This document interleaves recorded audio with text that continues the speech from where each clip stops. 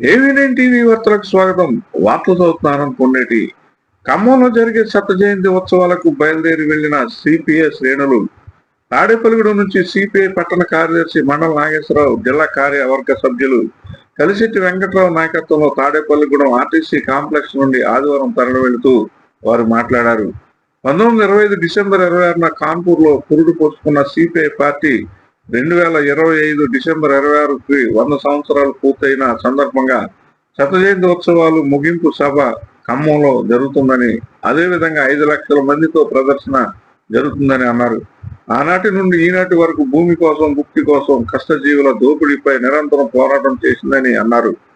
పదవుల కోసం, ఓట్ల కోసం, అధికారం కోసం కాకుండా ప్రజల సమస్యలపై నిరంతరం సిపిఐ పోరాటం అన్నారు.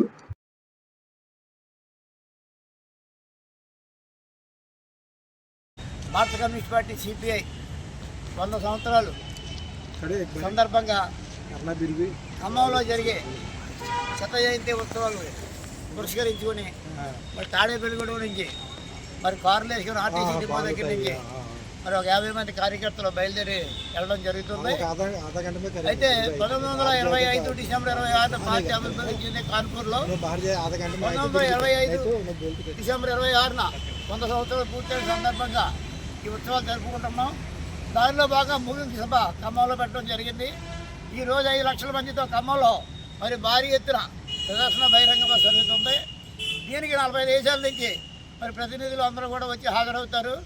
5 లక్షల మంది తగ్గకుండా రెండు ప్రదర్శనలుగా బయలుదేరి మరి శ్రీశ్రీ విగ్రహం కాడించి ఈ ప్రదర్శన బయలుదేరుతుంది. ఆ గ్రౌండ్ వరకును అక్కడ బహిరంగ సభ జరుగుతుంది. ఈ సభను జయప్రదం చేయాలని పార్టీ శ్రేణులందరినీ కూడా జయప్రదం చేయాలని కోరుతూ ఉన్నాం. అలాగే ముందు కూడా ఇవాళ ఏ నిర్ణయాలు అయితే తీసుకుంటారో భవిష్యత్తు కార్యాచరణ రూపొందిస్తారు. ఈరోజు దాన్ని పార్టీ ఏ నిర్ణయాలు తీసుకున్నా దాన్ని మేము చూసే తప్పకుండా పాటిస్తామని, పార్టీ నిర్ణయాలు కట్టుబడి ఉంటామని చెప్పేసి మరి తాడేపల్లిగూడెం నుంచి మేము చెప్తా ఉన్నాం. జయప్రదం చేయండి. ఖమ్మంలో జరిగే మహాసభలను సిపిఐ వసంత జరిగే మహాసభలను జిందాబాద్ సిపిఐ, వర్ధిల్లాలి భారత కమ్యూనిస్ట్ పార్టీ,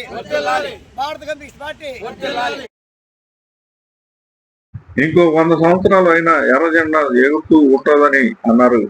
ఈ సమావేశంలో తాడేపల్లిగూడెం వడ్డాది మేరీ, నాగరాజు, నాగలక్ష్మి, జగ్గు, సీత, స్వర్ణకుమారి, దానిమ్మ, గంజి రాజు, గొల్లయ్య